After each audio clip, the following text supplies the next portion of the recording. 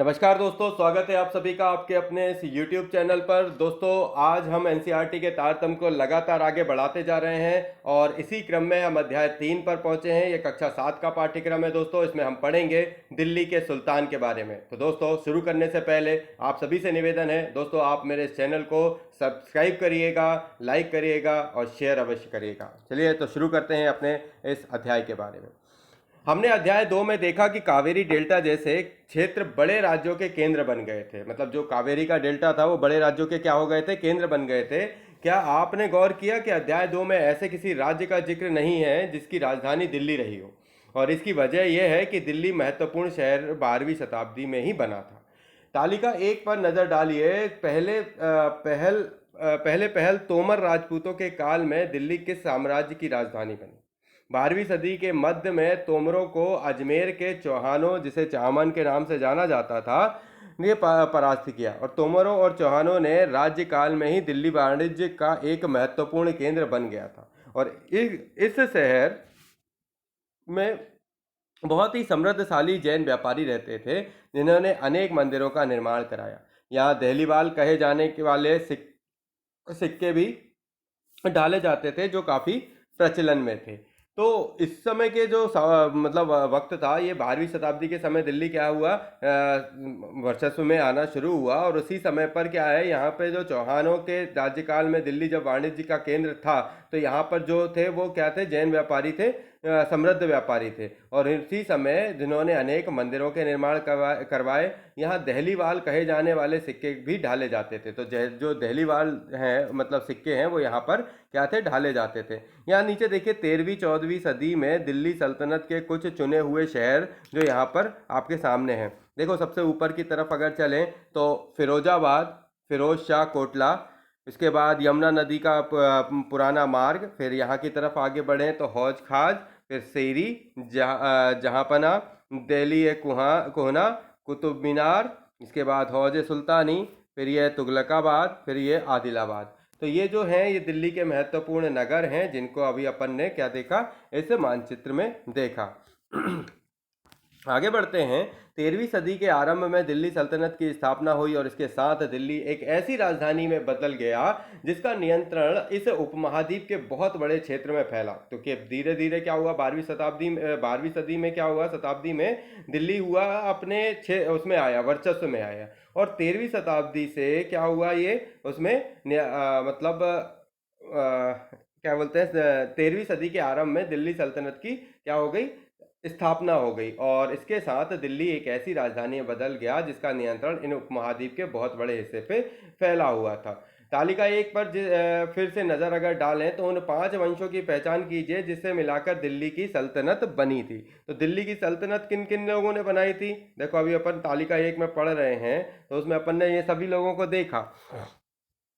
ठीक है, अब आगे बढ़ते हैं। देखो, ये तालिका 1, दिल्ली के शासक। आइए शुरू करते हैं दिल्ली के शासकों की कहानी इन्हीं क्रम में।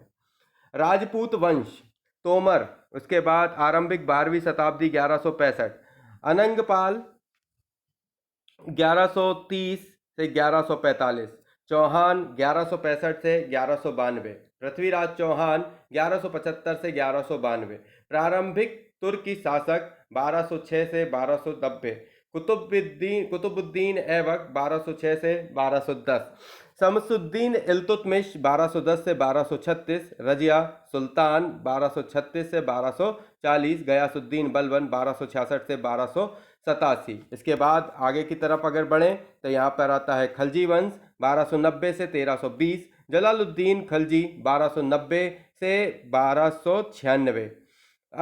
ये जो खलजी वंश था इसमें दो थे, जलालुद्दीन खिलजी और अलाउद्दीन खिलजी। जलालुद्दीन खिलजी का समय था 1290 से 1296 और अलाउद्दीन खिलजी का था 1296 से 1316। फिर आया तुगलक वंश। तुगलक वंश चला 1320 से लेके 1414 तक। गयासुद्दीन तुगलक इसमें आए पहले, 1320 से लेके 1324 तक थे। फिर मोहम्मद तुगलक 1324 से 1351, फिर फिरोज शाह तुगलक 1351 से 1388। इसी तरीके से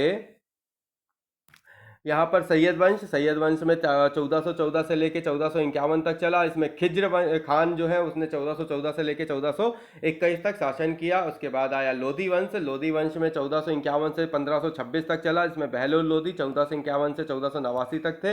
इसके बाद फिर जो है लोधी वंश को ख़त्म करने के बाद फिर जो हुमायूं आए थे और हुमायूं ने यहाँ पर युद्ध लगा था देवरा चौसा का, जो सॉरी पानीपत का युद्ध हुआ था 1526 के आसपास। फिर आगे की तरफ जो कहानी है वो आगे अपन बढ़ेंगे। अभी जो अपन ने इसमें तालिका 1 में पढ़ा, तो दिल्ली के जो शासक हैं इनकी शुरुआत कहाँ से हो गई? राजपूत वंश की हुई। राजपूत वंशों में कितने लोग थे? 5 लोग थे।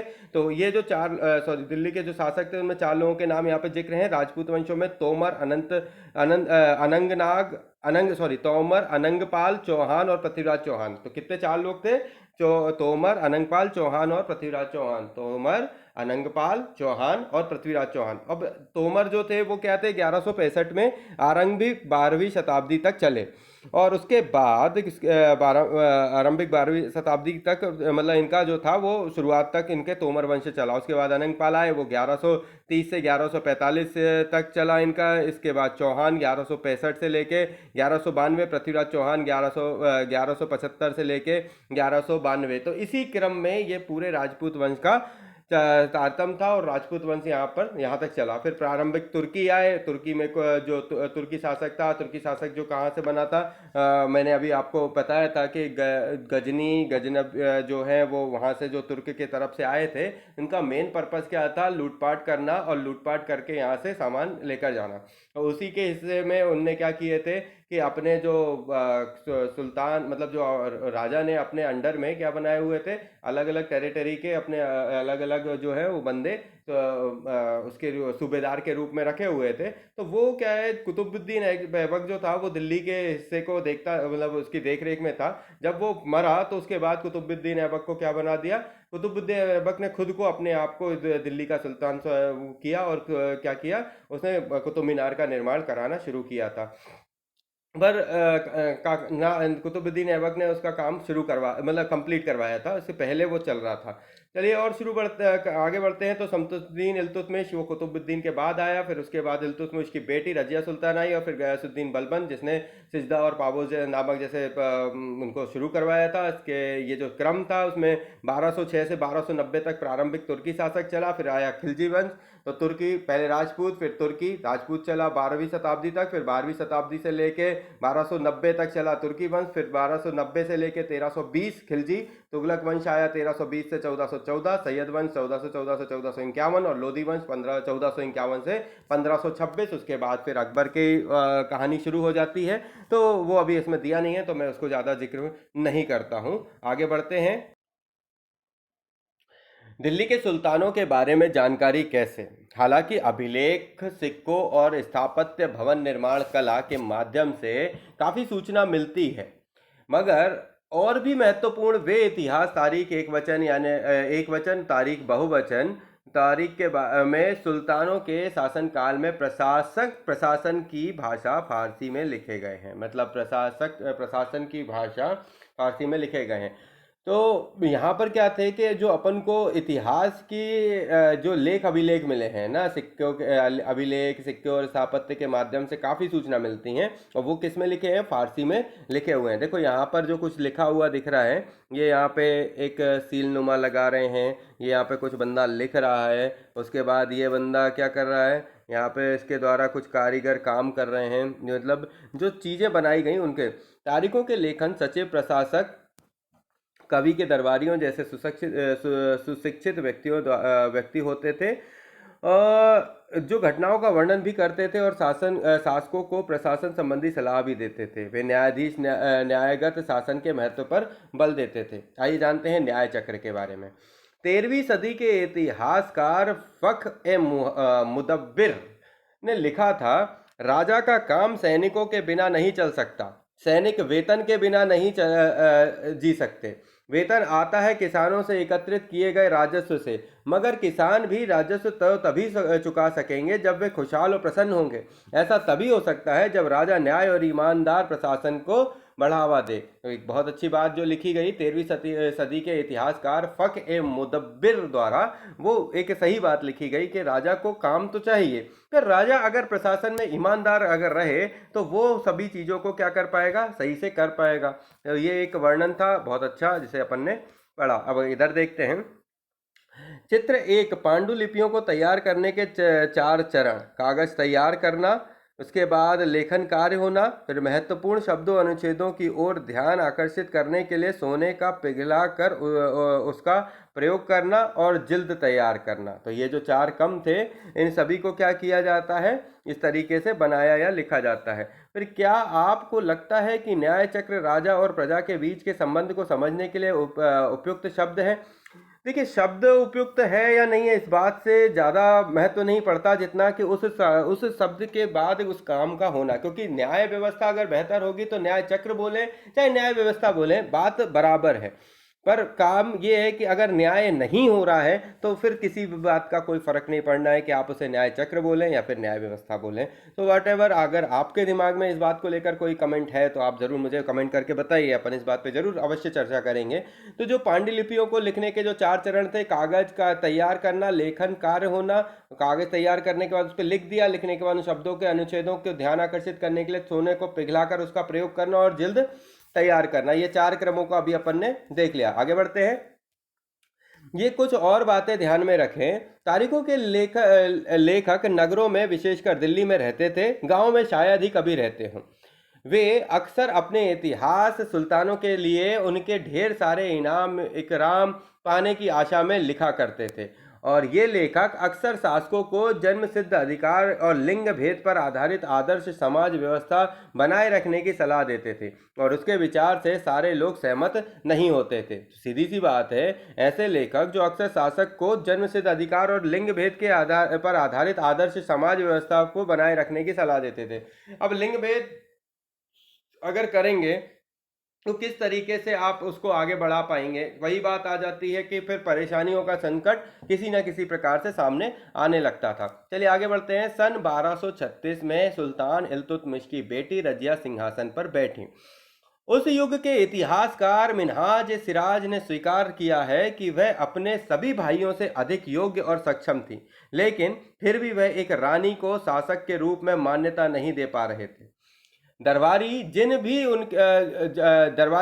उनके स्वतंत्र रूप से शासन करने की कोशिश से प्रसन्न नहीं थे, और सन 1240 में उसे सिंहासन से हटा दिया गया। देखिए, 4 साल तक उनको शासन करने का मौका मिला, पर अंततः वो एक समृद्ध और जो है कहा जाए तो योग्य जो था दावेदार था अपनी उस सीट के लिए और उस सिंहासन के लिए। पर जो व्यवस्था है और इस व्यवस्था के क्रम ने इसे एक अच्छे योग्य शासक को क्या कर दिया, चपेट में ले लिया, और आगे देखा जाए तो महज 4 वर्षों के अंदर अपने राज्य से उनको इस्तीफा देना पड़ा या सिंहासन से उन्हें हटा दिया गया। रजिया के बारे में मिन्हाज सिराज के विचार कुछ ऐसे थे, सुनिए। मिन्हाज सिराज का सोचना था कि ईश्वर ने जो आदर्श समाज व्यवस्था बनाई है उसके अनुसार स्त्रियों को पुरुष के अधीन होना चाहिए, और रानियों का शासन इन व्यवस्थाओं के विरुद्ध जाता है। इसलिए वह पूछता है, खुदा की रचना के खाते में उनका ब्यौरा चूंकि मर्दों की सूची में नहीं आता, इसलिए इतनी शानदार खूबियों से भी उसे आखिर हासिल क्या हुआ।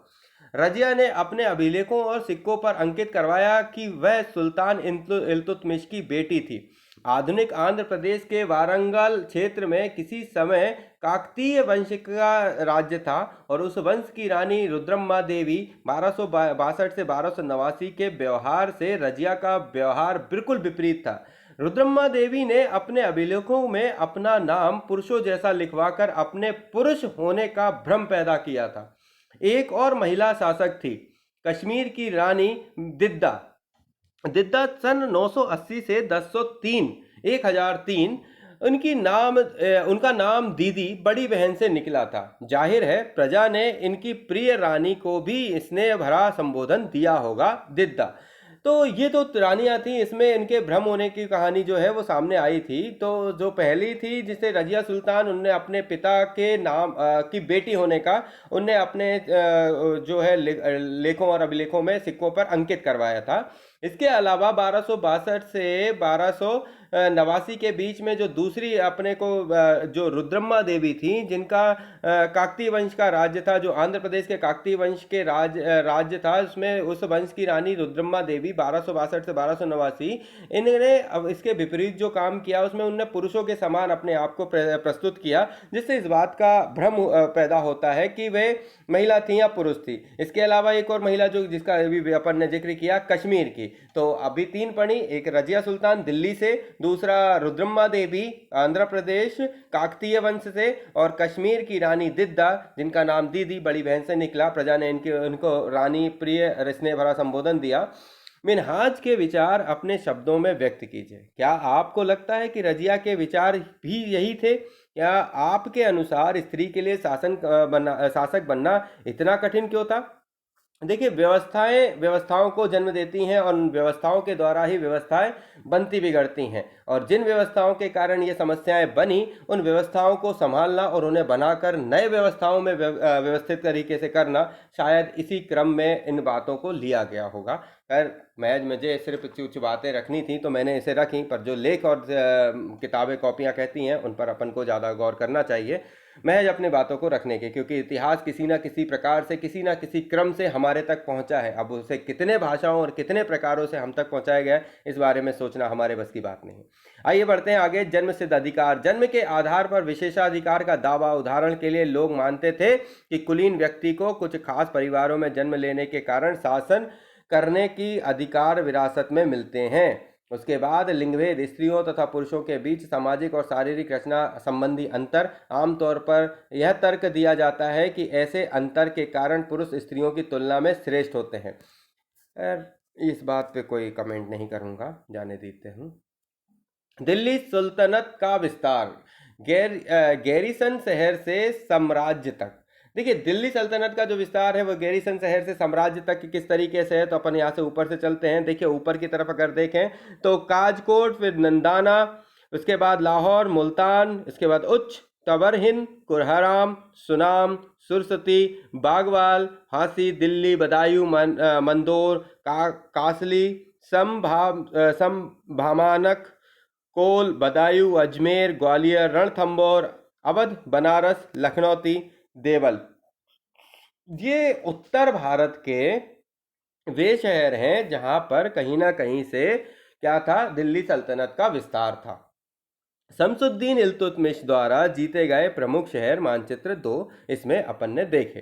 तो शमसुद्दीन इल्तुतमिश के बाद रजिया सुल्तान आई थी, तो वो इतनी जगह की क्या थी, वो थी शासिका थी।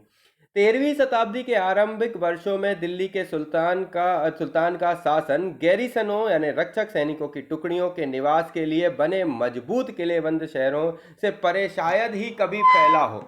शहरों से संबद्ध लेकिन उनसे दूर भीतरी प्रदेशों पर उनका नियंत्रण ना के बराबर था, और इसलिए उन्हें आवश्यक सामग्री, रसद आदि के लिए व्यापार कर या लूट मार पर ही निर्भर रहना पड़ता था। दिल्ली के सुदूर बंगाल और सिंध के गैरीसन शहरों का नियंत्रण बहुत ही कठिन था। बगावत, युद्ध, यहाँ तक कि खराब मौसम से भी उनके संपर्क के नाजुक सूत्र छिन्न भिन्न हो जाते थे। शासन को अफगानिस्तान से आने वाले हमलावरों तथा उन सूबेदारों से बराबर चुनौती मिलती रहती थी, जो जरा सी कमजोरी का आभास मिलते ही विद्रोह का झंडा खड़ा कर देते थे।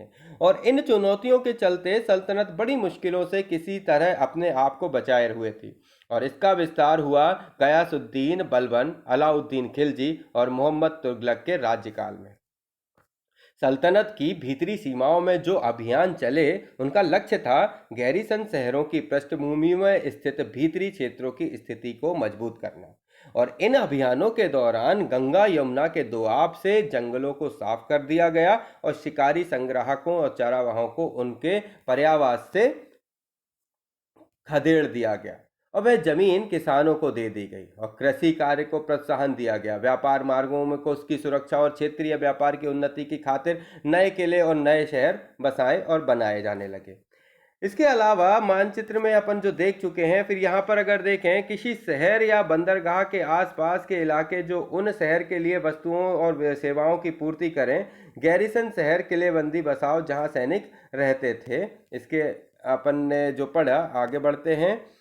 दूसरा विस्तार सल्तनत की बाहरी सीमा पर हुआ। अलाउद्दीन खिलजी के शासनकाल में दक्षिण भारत का लक्ष्य कर भारत को लक्ष्य करके सैनिक अभियान शुरू हुए और देखे गए मानचित्र में अपन देखें तो ये अभियान मोहम्मद तुगलक के समय में अपनी चरम सीमा पर हुए पहुंचे। और ये अभियानों में सुल्तान की सेनाओं ने घोड़े, हाथी, गुलाम, मूल्यवान धातु और अपने सब उनको कब्जे में ले लिया। दिल्ली सल्तनत की सेनाओं की शुरुआत अपेक्षाकृत कमजोर थी, मगर 150 वर्ष बाद मोहम्मद तुगलक के राज्यकाल के अंत तक इस उपमहाद्वीप का एक विशाल क्षेत्र इसके युद्ध अभियान के अंतर्गत आ चुका था और इसने शत्रुओं की सेनाओं को परास्त कर किया और शहरों पर कब्जा किया। इसके सूबेदार और प्रशासक मुकदमों में फैसले सुनाते थे और साथ ही किसानों से कर वसूलते थे, लेकिन इतने विशाल क्षेत्र में इनका नियंत्रण किस सीमा तक और कितना प्रभावी था, ये बात जानने लायक थी। इसके बाद अपन अगर देखें तो दिल्ली सल्तनत के हिस्से से इस तरफ अगर देखें तो गुजरात 1299, चित्तौड़, रणथंबोर, वारंगल, कड़ाप, देवनागरी, यादव, फिर ये जो क्षेत्र हैं, इन सभी क्षेत्रों पे सैनिक अभियान होते रहते थे और इन्हीं के कारण हर कभी क्या होते थे, ये अलाउद्दीन खिलजी का दक्षिण भारतीय अभियान था। ये अलाउद्दीन खिलजी का क्या था, दिल्ली से दक्षिण भारत की तरफ एक अभियान था जिससे ये दर्शाया गया है। सबसे पहले दिल्ली से गुजरात, सेम चित्तौड़, रणथंबोर, फिर यहाँ पे देवगिरी आए, देवगिरी से वारंगल, फिर होयसल और उसके बाद मदुरई, तंजावुर, ऐसे करके ये जो क्रम था वो चलता रहा। आगे बढ़ते हैं। 12वीं सदी के आखिर दशक में बनी कुव्वत अल इस्लाम मस्जिद तथा उनकी मीनारें। यह जामा मस्जिद दिल्ली के सुल्तानों द्वारा बनाए गए सबसे पहले शहर में स्थित है। इतिहास में इस शहर को देहली ए कुहाना यानी पुराना शहर कहा गया और इस मस्जिद का इल्तुतमिश और अलाउद्दीन खिलजी ने और विस्तार किया। मीनार 3 सुल्तानों कुतुबुद्दीन ऐबक, इल्तुतमिश और फिरोज शाह तुगलक द्वारा बनवाई गई थी। देखिए ये मीनार को कितना शानदार तरीके से बनाया गया है। कुतुबुद्दीन जो कुतुब मीनार है वो किस किस के द्वारा बनाई गई थी, इस मस्जिद का इल्तुतमिश, अलाउद्दीन खिलजी ने और विस्तार किया और मीनार 3 सुल्तानों कुतुबुद्दीन ऐबक, इल्तुतमिश और फिरोज शाह तुगलक द्वारा बनवाई गई थी। तो इल्तुतमिश, फिरोज शाह तुगलक और इल्तुतमिश, कुतुबुद्दीन ऐबक, इल्तुतमिश और फिरोज शाह तुगलक, कुतुबुद्दीन, इल्तुतमिश और फिरोज शाह तुगलक द्वारा इसमें क्या है, ये कुतुब मीनार का बनाया गया था। और ये जो पूरी मस्जिद है, इस पूरे सेक्शन को इन सभी लोगों ने मिलकर बनाया था। किसने, जो इतने इतिहास ये थे राजा थे मस्जिद में, इल्तुतमिश और अलाउद्दीन खिलजी ने इसका विस्तार किया था। इल्तुतमिश और अलाउद्दीन खिलजी के अलावा फिर जो मीनार बनी उसमें सुल्तान जो हैं 3 सुल्तान थे, कुतुबुद्दीन ऐबक, इल्तुतमिश और फिरोज शाह तुगलक, इन सभी लोगों ने मिलकर इसको बनवा दिया। आइए जानते हैं मस्जिद। एक अरबी का शब्द है जिसका शाब्दिक अर्थ है ऐसा स्थान जहाँ मुसलमान अल्लाह की आराधना में सजदा यानी घुटने और माथा टेक कर करते हैं। जामा मस्जिद या मस्जिद जामी वह मस्जिद होती है जहाँ अनेक मुसलमान एकत्र होकर साथ साथ नमाज पढ़ते हैं। नमाज की रस्म के लिए सारे नमाजियों में से सबसे अधिक सम्माननीय और विद्वान पुरुष को इमाम यानी नेता के रूप में चुना जाता है और इमाम शुक्रवार की नमाज के दौरान धर्मोपदेश यानी खुतबा भी देता है। नमाज के दौरान मुसलमान मक्का की तरफ मुख करके खड़े होते हैं। भारत में मक्का पश्चिम की ओर पड़ता है। मक्का की ओर की दिशा को कुबला किबला किबला कहा जाता है। तो ये जो नमाज पढ़ी जाती है उसको किस तरफ मुख करके पढ़ी जाती है, जिस तरफ का हो ये मक्का हो, और मक्का जो है भारत में मक्का पश्चिम की ओर पड़ता है। तो पश्चिम किस तरफ है दोस्तों, जिस तरफ गुजरात और महाराष्ट्र है वो अपना पश्चिमी क्षेत्र है। इसलिए अपन जो लोग नमाज पढ़ते हैं वो अपना मुख जो है वो इस तरफ करते हैं जिस तरफ महाराष्ट्र गुजरात जो हिस्से हैं उस तरफ। ठीक है।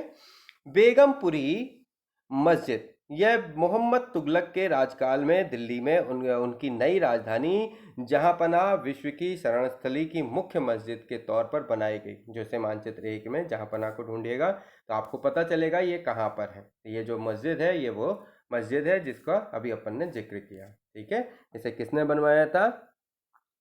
बेगमपुरी मस्जिद को मोहम्मद तुगलक ने के राज्यकाल में दिल्ली में उसकी नई राजधानी जहांपनाह में की मुख्य मस्जिद के तौर पर बनाया गया था। ठीक है, आगे बढ़ते हैं।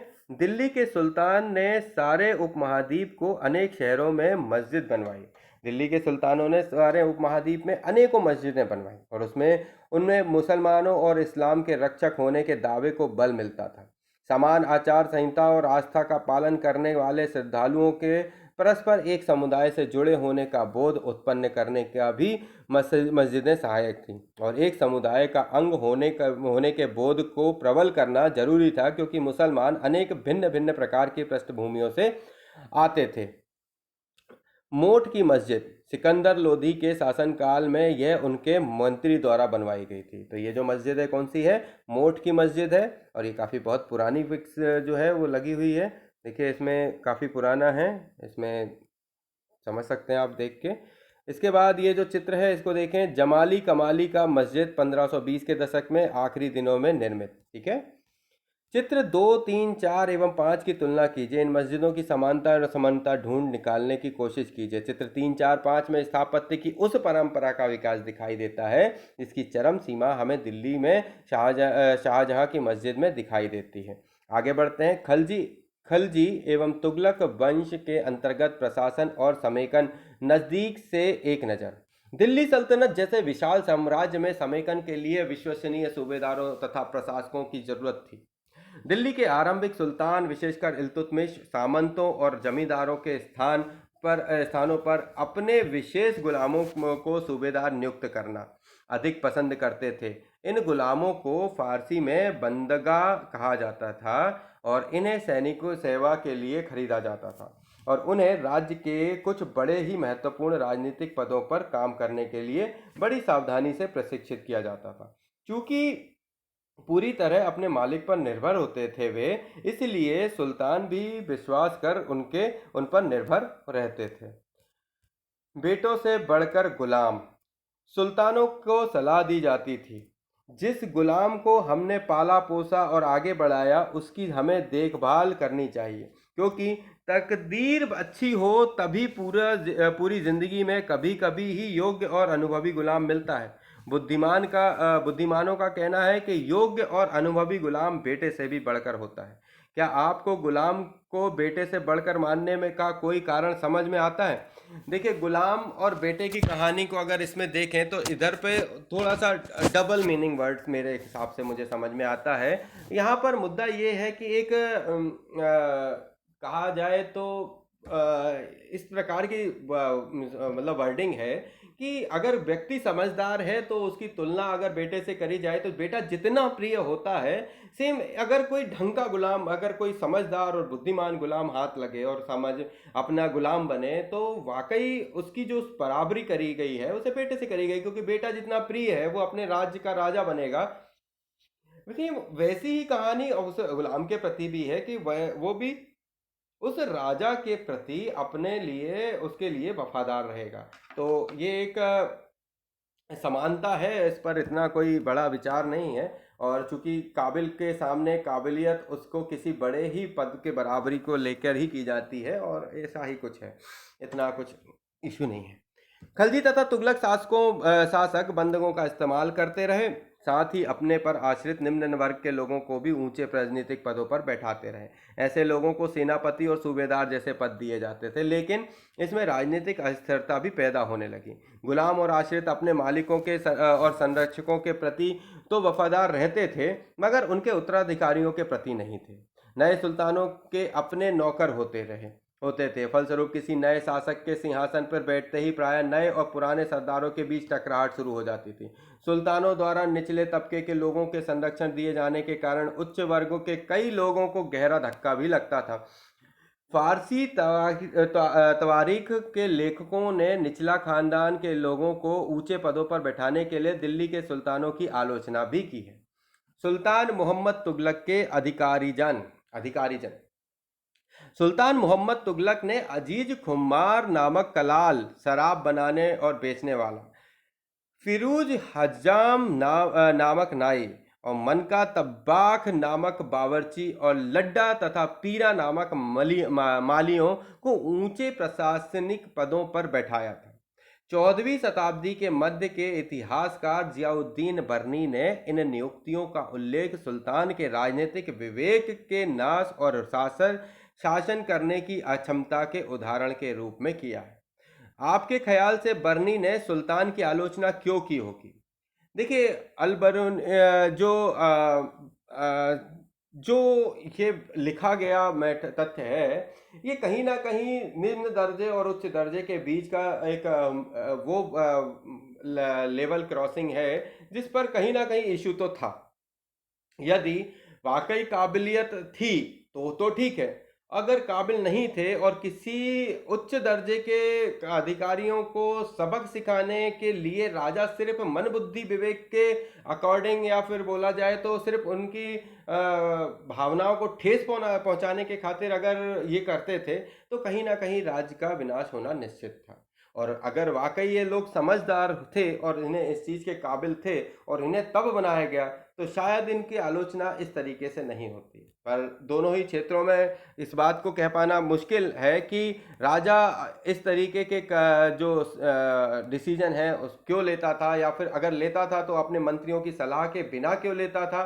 और अगर मंत्रियों की सलाह थी तो फिर इस बात पर जो बर्नी के जो वर्ड्स हैं वो फिर गलत हैं, क्योंकि राजा अपने राज्य में किए गए सारे काम किसी प्रकार से अपने सभी मंत्रियों की बैठक के साथ करता है, और जो आखिरी डिसीजन बनता है उस पर उसके काबिल और ठीक होने की कहानी सामने आती है। तो चूंकि अब इस बात को पूरी तरीके से सामने प्रस्तुत नहीं किया गया है और सिर्फ इसमें छोटी सी बात को लेख किया गया है, तो इस पर कोई कार्रवाई मेरे हिसाब से इस पे अपन नहीं सोच सकते। और आगे तथ्यात्मक रूप से जब पढ़ेंगे या कभी ऐसा कुछ सामने आता है, आप मुझसे कमेंट में बात करते हैं, तब अपन कमेंट में इन चीज़ों को आगे चर्चा कर सकते हैं। पहले वाले सुल्तान की ही तरह खलजी और तुगलक शासकों ने भी सेना नायकों को भिन्न भिन्न आकार के इलाकों के सूबेदार के रूप में नियुक्त किया। ठीक है, तो जो पहले वाले सुल्तान थे उसी की तरह खलजी और तुगलक शासकों ने भी सेना नायकों को भिन्न भिन्न आकार के इलाकों के सूबेदार के रूप में नियुक्त किया। जो अलग अलग इलाके थे उन अलग अलग इलाकों के लिए नए नए सूबेदार नियुक्त कर दिए। ये इलाके इक्ता कहलाते थे और इन्हें संभालने वाले अधिकारी इक्तादार या मुक्ति कहे जाते थे। मुक्ति का फर्ज था सैनिक अभियान का नेतृत्व करना। तो जो सैनिक अभियान होगा, तो भाई सीधी सी बात है, जिस जगह के आप क्या हो, आप जिस जगह के सेना नायक हो, उन सेना नायक बनने के बाद इलाकों के सूबे मतलब जो सूबेदार जो बने हो, उस सूबेदार का काम क्या है? उस जगह के सूबेदारों को इक्ता कहते थे। जो सूबेदार हैं वो अधिकारी हैं और उनका जो काम था वो सेनाओं का क्या नेतृत्व करना था। अपनी सैनिक सेवाओं के बदले वेतन के रूप में मुक्ति अनेक इलाकों के राजस्व की वसूली किया करते थे। राजस्व के रूप में मिली रकम से ही वे अपने सैनिकों की भी तनख्वाह देते थे। मुक्ति लोगों पर काबू रखने का सबसे प्रभावी तरीका यह था कि उनका पद वंश परंपरा से ना चले और उन्हें कोई भी इक्ता थोड़े थोड़े समय के लिए ही मिले, जिससे कि बात का स्थानांतरण कर दिया जाए। सुल्तान अलाउद्दीन खिलजी और मोहम्मद तुगलक के शासनकाल में नौकरी के इन कठोर नियमों का बड़ी सख्ती से पालन होता था।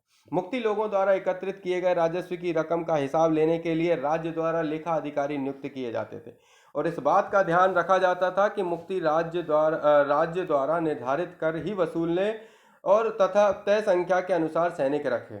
जब दिल्ली के सुल्तान शहरों से दूर आंतरिक इलाकों को भी अपने अधिकार में ले आए, तो उन्होंने भूमियों के स्वामी सामंतों और अमीर जमींदारों को भी अपना सत्ता के आगे झुकने को बाध्य कर दिया। अलाउद्दीन खिलजी के शासनकाल में भू राजस्व के निर्धारण और वसूली के कार्य को राज्य अपने नियंत्रण में ले आया और स्थानीय सामंतों से कर लगाने का अधिकार छीन लिया गया, बल्कि स्वयं उन्हें भी कर चुकाने को बाध्य किया गया। सुल्तान के प्रशासकों ने जमीन की पैदाइश की और इसका हिसाब बड़ी सावधानी से रखा। कुछ पुराने सामंत और जमींदार राजस्व के निर्धारण और वसूली अधिकारी के रूप में सल्तनत की नौकरी करने लगे और उस समय 3 तरह के कर थे। कृषि पर, जिसे खराज कहा जाता था, जो किसानों की उपज का लगभग 50% होता था। दूसरा मवेशियों पर और तीसरा घरों पर। कृषि, मवेशी और घरों पर जो कर लगता था, जिसमें कृषि पर 50% जो है कर लगता था, जिसे क्या कहा जाता था, खराज। ये याद रखना जरूरी है कि इस उपमहाद्वीप का काफी बड़ा हिस्सा दिल्ली के सुल्तानों के अधिकार से बाहर ही था। दिल्ली से बंगाल जैसे सुदूर प्रांतों का नियंत्रण कठिन था, और दक्षिण भारत की विजय के तुरंत बाद ही वह पूरा क्षेत्र फिर से स्वतंत्र हो गया। जहां तक कि गंगा के मैदानी इलाकों में भी घने जंगलों वाले ऐसे क्षेत्र थे जिनमें बैठने में सुल्तान की सेनाएं अक्षम थीं। स्थानीय सरदारों ने इन क्षेत्रों में अपना शासन जमा लिया। अलाउद्दीन खिलजी और मोहम्मद तुगलक इन इलाकों पर जोर जबरदस्ती अपना अधिकार जमा तो लेते थे, पर वह अधिकार कुछ ही समय तक रह पाता था। सरदार और उनकी किलेबंदी। अफ्रीका देश मोरक्को से 14वीं शताब्दी में भारत आए यात्री इब्न बतूता ने बतलाया कि सरदार कभी कभी चट्टानी उबड़ खाबड़ पहाड़ी इलाकों में किले बनवाकर रहते थे, और कभी कभी बांस के झुरमुटों में। भारत में बांस पोल नहीं होता, यह बहुत बड़ा होता है। भारत में बांस पोला नहीं होता, यह बहुत बड़ा होता है।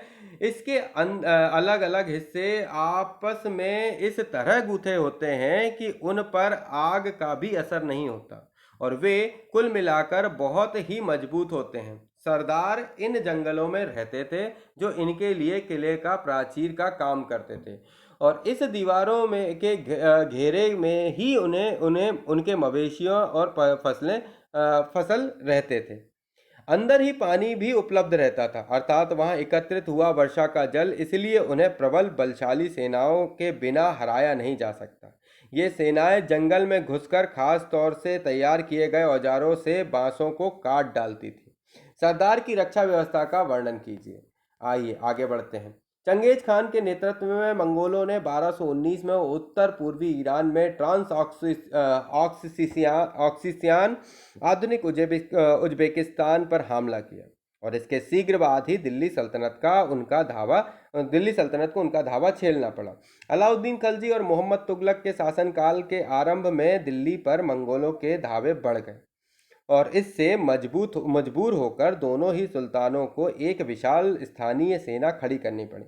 इतनी विशाल सेना को लगभग संभालना प्रशासन के लिए भारी चुनौती थी। आइए देखें कि दोनों सुल्तानों ने इस चुनौती का सामना कैसे किया। अलाउद्दीन खिलजी और मोहम्मद तुगलक।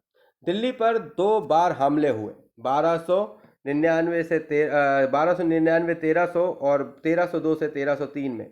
इनका सामना करने के लिए अलाउद्दीन खिलजी ने एक विशाल स्थायी सेना खड़ी करी।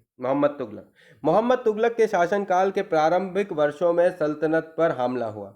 मंगोल सेना परास्त हो गई। मोहम्मद तुगलक को अपनी सेना की शक्ति और अपने संसाधनों पर इतना विश्वास था कि उसने ट्रांस ऑक्सीसियान पर आक्रमण की योजना बना ली, और एक स्थायी सेना तैयार करना उसका आक्रामक कदम था। अलाउद्दीन खिलजी ने अपने सैनिकों के लिए सीरी नामक एक नया गैरिसन शहर बनाया, जो मानचित्र में आप देख सकते हैं। नया गैरिसन शहर बनाने के स्थान पर दिल्ली के 4 शहरों में से सबसे पुराने शहर दहली कोहना को निर्वासियों से खाली करवाकर वहां सैनिक छावनी बना दी। पुराने शहर में निवासियों को दक्षिण में बनी नई राजधानी दौलताबाद भेज दिया गया। सैनिकों के पेट भरने की समस्या को गंगा यमुना के बीच की भूमि से कर के रूप में खेती की पैदावार इकट्ठी करके हल किया गया। किसानों की पैदावार का 50% हिस्सा कर के तौर पर तय कर दिया गया। सेना के खिलाने के लिए उस इलाके का खाद्यान्न इकट्ठा किया गया, लेकिन सैनिकों की विशाल संख्या की जरूरत पूरी करने के लिए सुल्तान ने अतिरिक्त कर भी लगाए। इसी दौरान उस क्षेत्र में अकाल भी पड़ा। सैनिकों को वेतन भी देना होता था। अलाउद्दीन ने सैनिकों को एकता के स्थान पर नगद वेतन देना तय किया। सैनिक अपना आवश्यक सामान दिल्ली के व्यापारियों से खरीदते थे, और यह आशंका थी कि व्यापारी अपनी चीज़ों की कीमतें बढ़ा देंगे। इसे रोकने के लिए अलाउद्दीन ने दिल्ली में चीज़ों की कीमतों पर नियंत्रण लागू कर दिया। अफसर बड़ी सावधानी से कीमतों का सर्वेक्षण करते थे, और जो कि व्यापारी निश्चित दरों का उल्लंघन करते थे उन्हें सजा मिलती थी। मोहम्मद तुगलक भी अपने सैनिकों को नकद वेतन देता था, लेकिन कीमतों पर नियंत्रण करने की जगह उसने कुछ कुछ आज की कागजी मुद्रा की तरह टोकन यानी सांकेतिक मुद्रा चलाई। और ये सिक्के धातु के बने होते थे, लेकिन सोने चांदी के ना होकर सस्ती धातु के। 14वीं सदी के लोगों ने इस मुद्रा पर भरोसा नहीं था। वे बहुत बड़े चतुर थे। अपने सोने चांदी के सिक्के वो बचा कर रख लेते थे और अपने तमाम कर इस टोकन मुद्रा से ही चुकाते थे। और इस सस्ती मुद्रा जैसे जाली सिक्के भी बड़ी आसानी से बनाए जा सकते थे। अलाउद्दीन के प्रशासनिक कदम काफ़ी सफल रहे और इतिहासकारों ने कीमत में कमी और बाजार की वस्तुओं की कुशलता से आपूर्ति के लिए उसके शासनकाल की बहुत प्रशंसा की। मंगोल आक्रमण के खतरे का भी उसने सफलतापूर्वक सामना किया। मोहम्मद तुगलक द्वारा उठाए गए प्रशासनिक कदम बेहद असफल रहे। कश्मीर पर उसका आक्रमण पूरी तरह विफल रहा था। तब उसने तुरान पर हमला करने का इरादा छोड़ दिया और अपनी विशाल सेना को भंग कर दिया।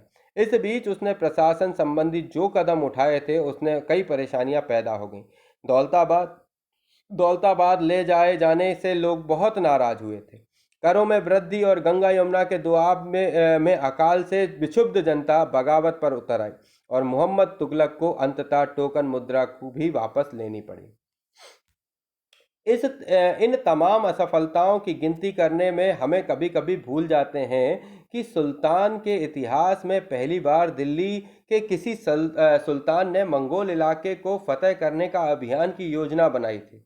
जहां अलाउद्दीन खिलजी का बल प्रतिरक्षा पर था, वहां मोहम्मद तुगलक के द्वारा उठाए गए कदम मंगोल के विरुद्ध सैनिक आक्रमण की योजना का हिस्सा थे। 15वीं और 16वीं शताब्दी के सल्तनत तालिका एक को फिर से अगर देखें तो आप पाएंगे कि तुगलक वंश के बाद 1526 तक दिल्ली तथा आगरा पर सैयद तथा लोधी वंशों का राज्य रहा। तब तक जौनपुर, बंगाल, मालवा, गुजरात, राजस्थान तथा पूरे दक्षिण भारत में स्वतंत्र शासक उठ खड़े हुए थे और उनकी राजधानियां समृद्ध थीं और राज्य फल फूल रहे थे। और इसी काल में अफगान तथा राजपूतों जैसे नए शासक समूह भी उभरे और इस काल में स्थापित राज्यों में से कुछ छोटे तो कुछ थे पर शक्तिशाली थे और उनका शासन बहुत ही कुशल तथा सुव्यवस्थित तरीके से चल रहा था। शेर शाह सूरी जो 1540 से 1545 ने बिहार में अपने चाचा के एक छोटे से इलाके में के प्रबंधक के रूप में काम शुरू किया और आगे चलकर उसने इतनी उन्नति की कि मुगल सम्राट हुमायूं जो 1530, 40, 1555 और 1556 तक चुनौती दी और परास्त किया। शेर शाह ने दिल्ली पर अधिकार करके स्वयं अपना राजवंश स्थापित किया। हालांकि सूरी वंश ने केवल 15 वर्ष 1540 से 1555 शासन किया, लेकिन इसके प्रशासन ने अलाउद्दीन खिलजी वाले कई तरीकों को अपनाकर उन्हें और भी चुस्त बना दिया। महान सम्राट अकबर जो 1556 से लेकर 1605 में जब मुगल साम्राज्य को सम्मुखित किया तो उसने अपने प्रतिमान के रूप में शेर शाह की प्रशासन व्यवस्था को ही अपनाया था। 3 श्रेणियां: ईश्वरीय शांति, नाइट और धर्म युद्ध। 3 श्रेणियों का विस्तार सबसे पहले 11वीं शताब्दी के आरंभ में फ्रांस में सूत्रबद्ध किया गया और इसके अनुसार समाज को 3 वर्गों में विभाजित किया गया: प्रार्थना करने वाला वर्ग, युद्ध करने वाला वर्ग और खेती करने वाला वर्ग। 3 वर्गों में समाज के इस विभाजन को ईसाई धर्म का समर्थन भी प्राप्त था और इस विभाजन से ईसाई धर्म को समाज में अपने प्रबल प्रभाव को और भी दृढ़ करने और में सहायता मिलती थी। और इसी विभाजन से योद्धाओं का नया समूह भी उभरा और इन योद्धाओं को नाइट कहा जाता था। ईसाई धर्म एक समूह को संरक्षण देता था और अपनी ईश्वरीय शांति की अवधारणा के प्रसार में इनका योगदान करता था। नाइटों से अपनी अपेक्षा की जाती थी कि वे धर्म और ईश्वर की सेवा में समर्पित योद्धा रहें। कोशिश यह रहती थी कि इन योद्धाओं को आपसी लड़ाई भिड़ाई से विमुख करके उन मुसलमानों के विरुद्ध युद्ध करने भेज दिया जाए जिन्होंने यरूशलेम शहर पर कब्जा कर रखा था।